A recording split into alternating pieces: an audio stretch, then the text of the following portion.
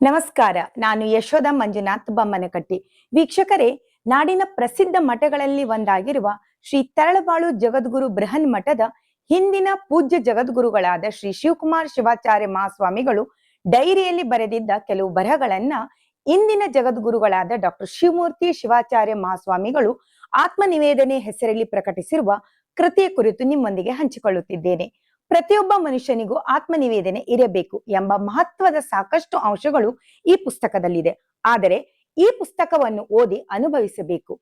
ಈ ಪುಸ್ತಕದಲ್ಲಿರುವ ಗುರುಗಳ ಡೈರಿಯಲ್ಲಿ ಬರುವ ಸ್ವಾನುಭವದ ನೀತಿ ವಾಕ್ಯಗಳನ್ನ ಕೊಡಲಾಗಿದೆ. ಈ ನೀತಿ ವಾಕ್ಯಗಳು ಮನುಷ್ಯನ ಬದುಕಿಗೆ ದೀಪದಂತಿದೆ. ಇಂತಹ ದೀಪದ ಕೆಲವು ವಾಕ್ಯಗಳನ್ನ ನಿಮ್ಮೊಂದಿಗೆ ಹಂಚಿಕೊಳ್ಳುವೆ. ಮೊದಲನೆಯದು, ಸುಖವೆಂಬುದು ವಸ್ತು ಸಂಗ್ರಹದಲ್ಲಿಲ್ಲ. ಸುಖವೆಂಬುದು ಆತ್ಮಾನುಗ್ರಹದಿಂದ ಆತ್ಮನಿಂದಲೇ ಸಿಗುವ ವಸ್ತುವು.